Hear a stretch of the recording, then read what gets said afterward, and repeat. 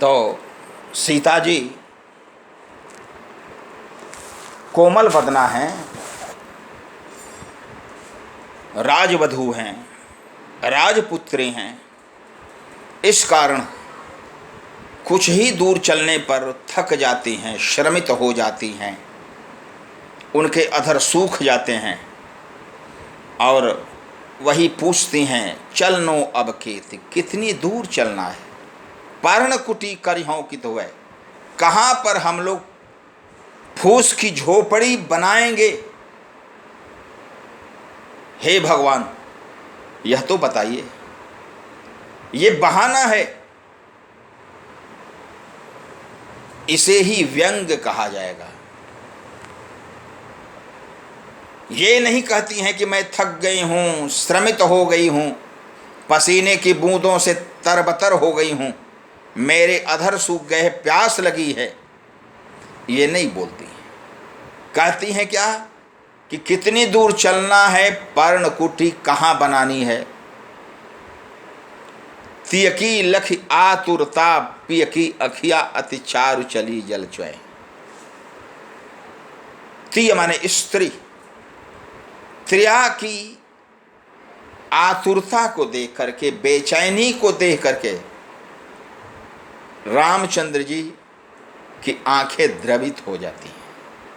ओह, हमारी धर्मपत्नी अपने पति धर्म का पालन करती हुई थक गई है, लेकिन ये नहीं करे कि हे प्रियतम मैं थक गई हूं। इसलिए कि सीता राजवधू हैं, राजपुत्री हैं और उन्होंने स्वयं ही याचना की थी जंगल जाने के लिए। पियकी अखिया अतिचार चली जलचय।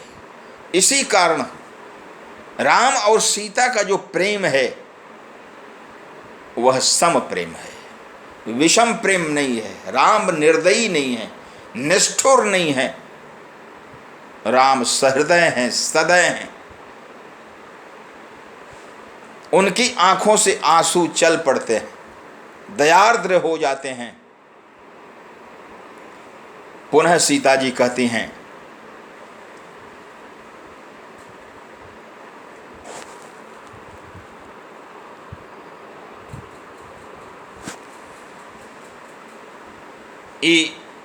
सीता जी कुछ दूर आगे बढ़ती हैं राम और लक्ष्मण के साथ।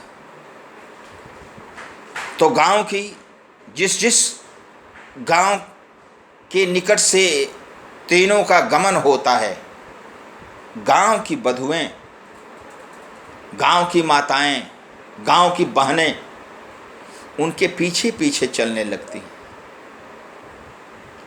उसी समय का यह वर्णन है दोहा, ये छंद संख्या 18 में।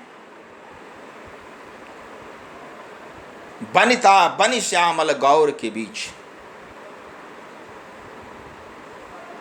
नारी के प्रति नारी का आकर्षण वार्तालाप के लिए ज़्यादा होता है। यदि पुरुष और नारी के बीच में कोई दूसरी नारी आ जाए तो वह साथ में रहने वाली नारी से स्वभावगत यह प्रश्न करती है कि आपके ये कौन लगते हैं, भाई हैं, भतीजा हैं, चाचा हैं, पति हैं, देवर हैं, जेठ हैं या कौन हैं। तो सीता के साथ चलने वाली जितनी भी महिलाएं हैं, गांव की बहुएं हैं, बेटियां हैं, बनिता बनी श्यामल गौर के बीच, बनिता बनी हुई है श्यामल और गौर के बीच में। श्यामल माने रामचंद्र जी, गौर यानी लक्ष्मण जी के बीच में जो वनिता है बनी हुई है, बहुत सुंदर लग रही है। वनिता यानी स्त्री, बनी यानी बहुत अच्छी लग रही है। बिलो कहू री सखी, एक सखी दूसरी सखी से कहती है कि अरे सखी देखो ना, सांवल और गोरे के बीच में जो स्त्री है एकदम बनी हुई है, एक नंबर की है, बहुत सुंदर है। बिलो कहुरी सखी मोहिसु है, यहाँ देखना नहीं है। तुलसीदास ने देखने के लिए बहुत से पर्यायवाची शब्दों का प्रयोग किया है। कहीं हेरना का प्रयोग किया है, कहीं निहारना का प्रयोग किया है, कहीं विलोकना का प्रयोग किया है, कहीं अवलोकना का प्रयोग किया है, कहीं देखने का प्रयोग किया है, कहीं ताकने का प्रयोग किया है। सभी प्रयोग साभिप्राय हैं और सब प्रसंगानुकूल हैं। इसी कारण तुलसीदास जी की भाषा समृद्ध है। एक शब्द के कई पर्यायवाची आते हैं और सबका सभिप्राय प्रयोग गोस्वामी तुलसीदास जी करते हैं। तो बिलो कहुरी सखी मोहिसी हुए, मुग्ध हो जाना पड़ता है इस स्त्री को देखने के बाद। मन जोग कोमल क्यों चली हैं, मन जोग न कोमल क्यों चली हैं, ये बन के योग्य नहीं हैं। बन जोग न कोमल, ये बन के योग्य कोमल चरण नहीं हैं। सकुचात मही पद पंकज छुआई, चरण कमलों को जमीन पर रखते समय संकोच कर रही है। कैसे रखें, इसलिए कि वन के योग्य इनके कोमल चरण नहीं है। तुलसी सुन ग्राम बधू विध की, तुलसीदास कवि कहते हैं कि उस दृश्य को देख करके, उस सखी की बातों को सुन करके जो गांव की बहुएं थी बिथकी, विशेष रूप से थक गईं। एकदम दयार्द्र हो करके भाव विह्वल हो गईं। फुल की तन आओ चले लोचन चुए, रोमांचित हो गई कि कैसी सुंदर स्त्री सांवले और गोरे के बीच में जंगल की ओर जा रही है। जो जंगल के जाने योग्य नहीं है फिर भी जा रही है। आखिर कारण क्या है? उनको देखने के बाद गांव की बधुएं पुलकित हो जाती हैं, उनके रोए खड़े हो जाते हैं और उनके लोचन से आंसू की धाराएं निकल पड़ती हैं। आओ चले लोचन च्वय, सब भांति मनोहर मोहन रूप। और तब उनका ध्यान सांवले और गोरे के पास भी जाता है। पहले सीता के पास, सीता को दिखती हैं और उसके बाद सांवले और गोरे को देखती हैं।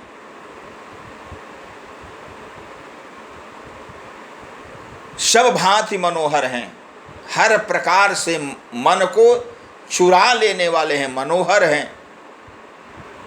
मोहन रूप, इनका जो रूप है मोहने वाला है। हम तो मुग्ध हो गई हैं इनके मोहनी रूप को देखने के बाद। अनूप है भूप के बालक द्वय, ये राजा के दोनों बालक अनूप हैं, अनुपमेय हैं, अद्वितीय हैं, लाजवाब हैं।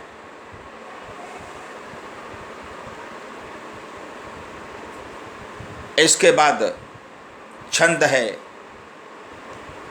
20वां। कुछ कथा की जानकारी होती है किस प्रकार से रानी कैकेयी के हठ के कारण राम लक्ष्मण और सीता को वन जाना पड़ा है।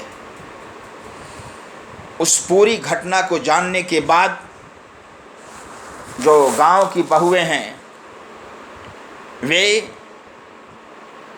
क्या अभिव्यक्त करती हैं, कौन सी प्रतिक्रिया व्यक्त करती हैं, यह इस छंद में वर्णित हुआ है।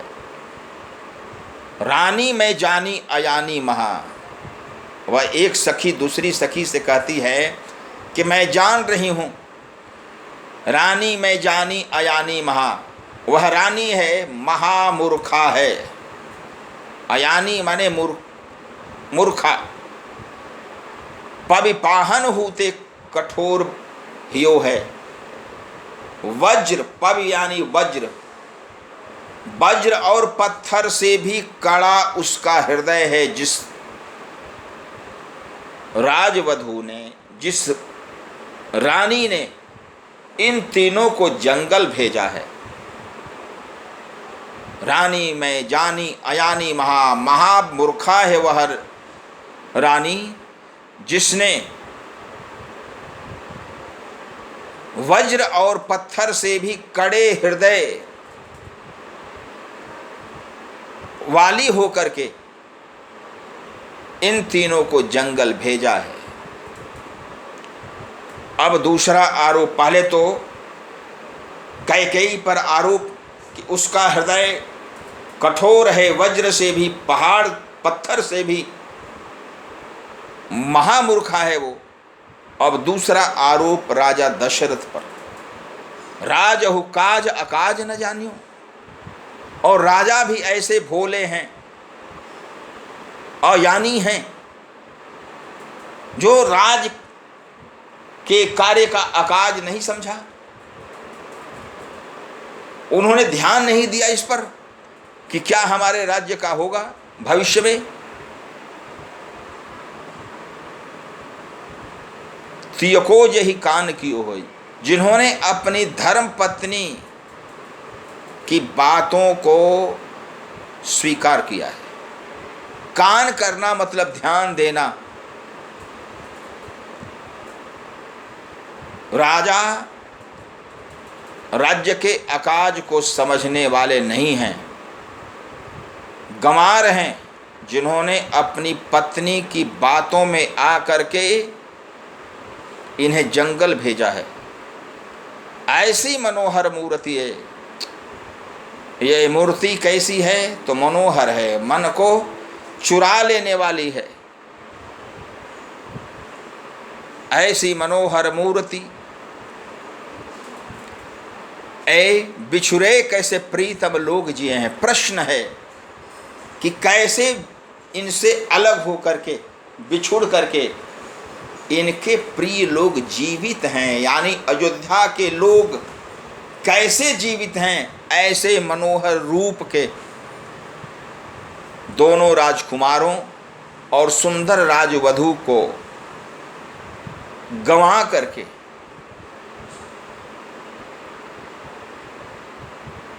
आखिन में सखी राखे बेजोग। वाह, ये ऐ सखी, ये तीनों आंखों में रखने के लायक हैं।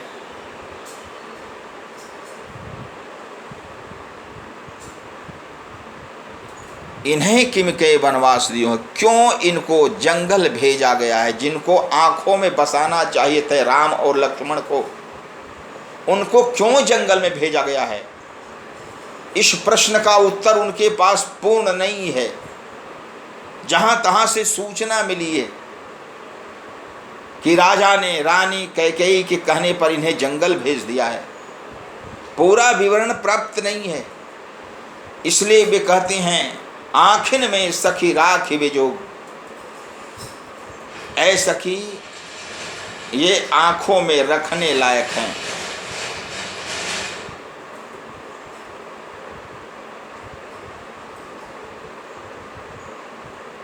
नयन पुतर जिम जोगवत रहूं, दीप बात नहीं टारन कहूं।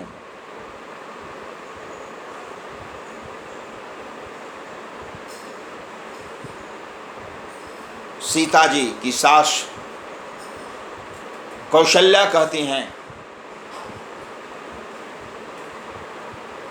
कि ये मैं सीता को अपनी आँखों में बसा करके रखती थी। इसको मैंने कभी दीपक की बत्ती को भी टालने के लिए नहीं कहा था।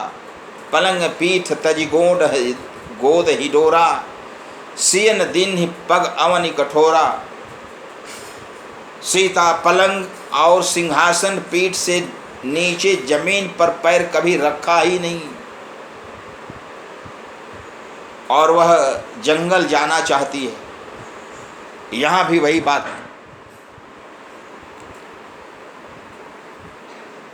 आँखिन में सखी राखी बेजोग, ये आँखों में रखने लायक हैं, आँखों में बसाने लायक हैं, आँखों में बंद करने लायक हैं। और राम को आँखों में बंद करने वाली यदि कोई सफल स्त्री है तो वह सीता है। चली राख उर श्यामल मूर्ति, राम की सांवली मूर्ति को उन्होंने अपनी आँखों में बंद कर लिया था। निकलेंगे कैसे? चली राख उर श्यामल मूर्ति। वही स्थिति इन गांव की वधुओं की है। कह रही हैं कि आँखिन में सखी राखी बेजो, ऐ सखी ये आँखों में रखने लायक हैं, बसाने लायक हैं, इन्हें किमिकै वनवास दियो है। किस कारण इन्हें वनवास दिया गया है? वनवास का आखिर कारण क्या है? जैसा मैंने बताया, इन ग्राम वधुओं को ये पता नहीं किस कारण इन्हें जंगल भेजा गया है। हल्की फुल्की जानकारियां हैं, उसी कारण वे आरोप लगा रहे हैं कैकेयी पर, राजा दशरथ पर, लेकिन उनका पूर्णतः हृदय समर्पित है तो जानकी के प्रति, राम और लक्ष्मण के प्रति, और बहुत दूर तक चलती हैं। तो कवितावली का जो अयोध्या कांड है वह राम वन गमन से संबद्ध है। राम जंगल निकलते हैं और जंगल निकलते समय केवट से भेंट होती है। केवट से प्रश्नोत्तर होता है। केवट के अटपटे प्रेम से युक्त वचन को सुन करके परम प्रसन्न होते हैं, अपना पाद प्रक्षालन कराते हैं, और जब आगे निकलते हैं तो तुलसीदास की भावुकता पुनः प्रकट होती है और वे तीनों को वन जाते समय पथगामी बताते हुए ग्राम वधुओं के हृदय का उद्गार व्यक्त करवाते हैं। जहाँ जहाँ जाते हैं तीनों, गांव की बहुएं उनके पीछे लग जाती हैं, उनके लिए आंसू बहाती हैं। यह राजभवन और ग्रामीण वातावरण का अंतर संबंध है। राजकुमार राजकुमारी के प्रति संवेदना ग्राम वधुओं को है। यहाँ पर पुरुषों को अलग रखा गया है, इसलिए कि ऐसे दृश्यों में महिलाओं का हृदय ज़्यादा उमड़ता है। तो आज कवितावली का जो अयोध्या कांड है वह जितना पठनीय अंश था उसको मैंने बता दिया है। सगुण भक्ति काव्य में तुलसी साहित्य से कवितावली के उत्तर ये अयोध्या कांड को ही पढ़ना है। हमारे विद्यार्थी यह ध्यान देंगे कि कवितावली कवित्त छंद में और ब्रजभाषा में लिखी गई है। रामचरितमानस, दोहावली, बरवय रामायण ये सभी दोहे में लिखे गए हैं, अवधि में लिखे गए हैं, लेकिन इसके अतिरिक्त जो उनके गेय पद वाले हैं वे सभी ब्रजभाषा में लिखे गए हैं। विनय पत्रिका है, कवितावली है, गीतावली है, श्री कृष्ण गीतावली है, ये सभी पुस्तकें ब्रजभाषा में हैं। रस की दृष्टि से देखा जाए तो जिस समय राम केवट के समक्ष उपस्थित होते हैं, केवट की दास्य भक्ति प्रकट होती है। सेवक शिव्य भाव बिनु भवन तरिय उर्गार, राम के चरणों को स्पर्श करके, धो करके, प्रक्षालित करके वह भव संतरण करने का प्रयास करता है। आप सहित परिवार पितरों को भी तृप्त कर देता है। वही जब आगे ग्राम वधुओं का प्रसंग आता है तो वहां पर उन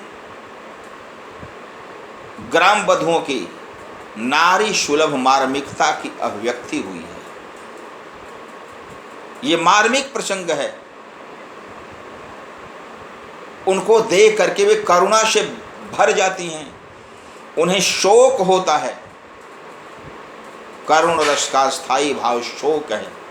दयार्द्र हो जाती हैं कि ओह, इन्हें क्यों जंगल भेजा गया। इसलिए कि जंगल 1-2 दिन के लिए नहीं है, 14 वर्ष के लिए है और पैदल ही जाना है। तो ऐसे प्रसंगों में तुलसीदास की महारत है। अभी लॉकडाउन की परिस्थिति चल रही है, दूर रह करके ही पढ़ना है और पढ़ाना है। मानव संसाधन विकास विभाग आगामी अक्टूबर तक यह मानकर चल रहा है कि विद्यालय और महाविद्यालय में अध्यापन नहीं होंगे।